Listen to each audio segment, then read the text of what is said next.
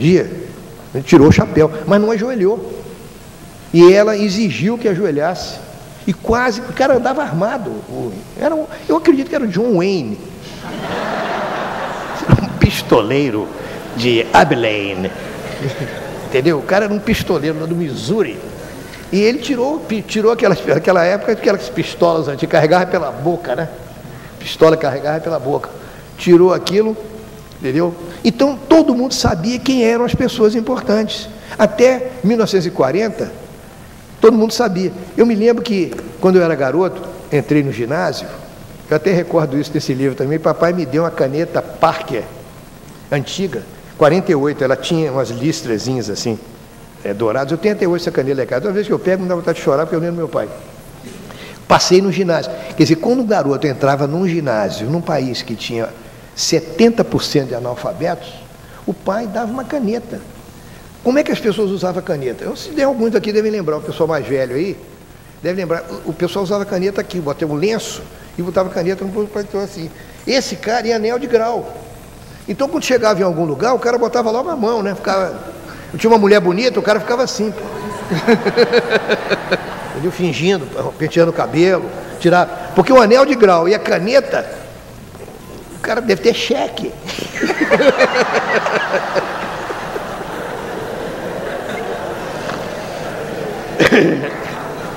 Já estou partindo para ficção. Estou partindo para ficção.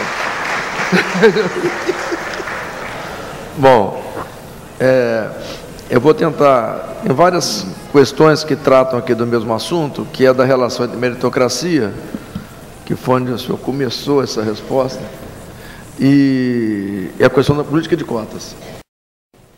Então, se puder fazer um comentário sobre isso. Então, a política de cotas e a meritocracia são assuntos que estão mais ou menos, são irmãos gêmeos, né? São irmãos gêmeos, porque a política pressupõe, qual é a base? É uma coisa da igualdade, não é? De uma competição, de você criar condições de competição para entrar em algum lugar que sejam mais ou menos compatíveis, né? Ambos têm problemas, porque como é que você vai fazer um sistema meritocrático, né? Absoluto? É como a Copa do Mundo, o cara vai jogar contra o Brasil, porra, não é? A menos que o Brasil esteja completamente deprimido, time do Brasil, ou com de sapato alto, né?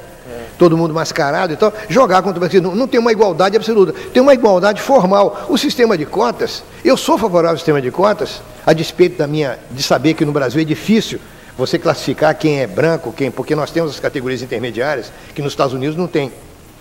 Eu sei que isso é difícil, mas eu penso que o sistema de cotas tem um mérito. Ele leva à politização das classificações sociais, que no fundo é um pouco do que eu estou tentando dizer com esse trabalhinho aqui, com essa palestra. Não é? Chegou um momento em que não é mais possível continuar discutindo o Brasil a partir de instituições de longe que serão aplicadas ao Brasil e que vão fazer o Brasil funcionar. Não é verdade isso. A nossa desilusão é um pouco em relação a isso. Não é nem a direita nem a esquerda. Não existem soluções automáticas. As soluções passam por uma politização do comportamento e, consequentemente, de uma eventual mudança do comportamento. Ou, se não mudança, pelo menos de uma consciência do comportamento.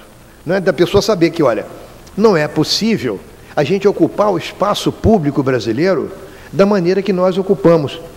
Porque nós conversamos com os amigos nas entradas e saídas dos lugares, sem o menor problema. E tem mais, a gente fala muito fazendo gesto. Aí outro dia eu quase levei um soco, porque o cara está conversando com um amigo dele, e aí eu fiz assim, ela chegou, e eu estou passando aqui. E outra coisa, vocês jovens, vocês agora estão andando de mochila, ou seja, vocês se transformaram em pequenos corcundas de Notre Dame, compreende? Vocês são corcundas, vocês andam, ocupam espaço lateral, e ocupam espaço, vocês não têm consciência, com aquela mochila virou. Se você vai virar para passar, bate numa pessoa. E tem que ter um pouco mais de... quando a gente está andando na rua, ou saindo de um teatro, ou entrando de um teatro, meus queridos, ou entrando num avião, o lugar está reservado. Mais das vezes, tem lugar para a gente. A gente tem uma ideia tão hierárquica do mundo, que a gente acha que não vai sobrar lugar para nós.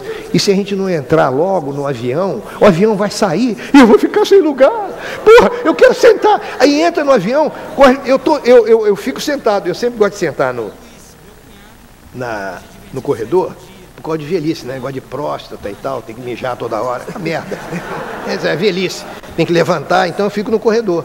Agora no corredor eu fico assim. Enquanto o avião não fecha a porta, eu fico com a mão assim. Eu já levei cacetada no óculos. O cara entra de mochila. Aí quando ele vira para botar a mala, ele acerta todo mundo com a mochila. É preciso ensinar as crianças no curso primário, em casa, mas sobretudo, porque as crianças aprendem no curso primário, vão transmitir isso para os pais. Que o espaço público, sendo uma sociedade democrática, ninguém tem direito de ocupar mais espaço do que os outros. Então você está num cinema, tem que ficar calado, tem que desligar o celular. Aula na PUC do Rio de Janeiro. Merdinha de celular, cara, na minha cara. Atender celular em aula. Tenha paciência.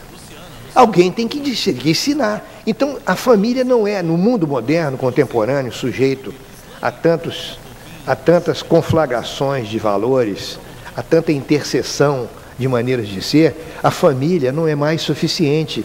Tem que ensinar na escola, e a escola primária e a escola secundária. É como acontece em outros países. Um menino alemão, quando ele está com 21 anos, que ele acabou de fazer o tal ginásio alemão, que ele aprendeu a falar mais ou menos umas 14 línguas, porque os alemães aprendem, eles podem até não falar, aprende grego, aprende hebraico, aprende tudo.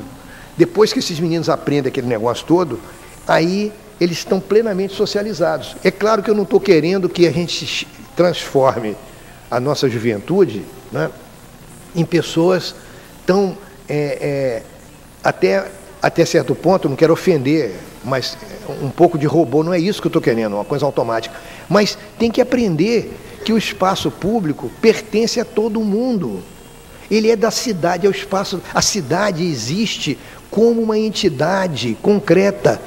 A cidade é alguma coisa que ela é orgânica, ela ultrapassa a nossa consciência, mas ela também impõe determinados padrões de comportamento às pessoas. Então, se é uma cidade agradável, se você cria a fama de que a cidade é honesta, que ela é agradável, por isso que eu acho bacana o negócio de Cachoeiro, de ser capital, a capital secreta do mundo, porque se você cria uma ideia de que tem uma capital secreta do mundo, todo mundo que nasce lá está imbuído de uma coisa especial. Esse tipo de mística é muito importante. A cidade que é uma cidade, Niterói, quando eu era garoto, era chamada de Cidade Sorriso. Por quê? Era uma cidade agradável, era um dormitório. Você ia em Niterói, no Rio de Janeiro estava todo mundo sério. Era uma cidade bonita, mas todo mundo era sério. Em Niterói estava todo mundo sorrindo. Chegava em Niterói, Cidade Sorriso. Liquidaram com a Cidade Sorriso. Se você conversar com o prefeito, hoje com o prefeito, vai dizer para mim, esse cara é doido. Está propondo negócio de simbolismo, Cidade Sorriso. Pô, isso não interessa. O que interessa, temos que fazer 300 mil casas populares. Temos que fazer ali naquela favela que eu deixei construir, nós temos que fazer ali água e saneamento, ali para aquele negócio. E esse papo de fazer Cidade Sorriso, tudo não é uma perfumaria, porque isso virá com o tempo, não é? Isso são coisas de superestrutura, virá com o tempo, na medida que o nosso partido se estruturar mais e o povo. Então, é mais ou menos por aí. A luta é a causa perdida, né? Eu estou na causa perdida. A causa perdida é essa. É convencer que, olha, nós sabemos muito pouco do Brasil. Nós estamos engajados num processo de mudança social crítico, num mundo que muda muito rapidamente, e nós não conhecemos a nossa própria sociedade. Conhecemos muito pouco. Até hoje, nós estamos especulando sobre criminalidade no Brasil. Nós não temos estatísticas que são cruciais, são mal feitas as estatísticas. Se você mudar o critério, muda tudo. Eu me lembro da discussão, até hoje, quantos pobres existem no Brasil, é um absurdo, porque a diferença não é diferente de 300 mil, não, da diferença de milhões. Uns caras dizem que tem 40 mil famintos. Pô, criança de rua. Teve uma menina lá em Notre Dame que fez um trabalho para mim, professor, vem aqui que eu fiz um trabalho sobre meninos de rua no Brasil, em 1990 e pouco, eu era professor lá. Mostrou o trabalho, eu olhei, aí a menina disse assim, no Brasil, no Rio de Janeiro, existem mais ou menos 1 milhão de crianças de rua. Eu falei, minha filha, se tivesse 1 milhão de crianças no Rio de Janeiro, você andava pisando em criança. Não podia andar no centro da cidade do Rio de Janeiro. Quer dizer, é preciso conhecer melhor. Então tem um investimento paralelo em conhecimento, porque você só pode mudar esse programa dessa maneira. Me assusta muito, muito, nos lugares onde eu trabalho e onde eu ando, o comportamento na calçada, a ideia, ninguém sai da frente, o brasileiro anda, porque cada brasileiro, convenhamos, né? Não só é o homem ou a mulher mais gostosa do mundo, porque a mãe falou, né? O garoto saiu de casa, dá aquele beijinho, meu filho, você está lindo.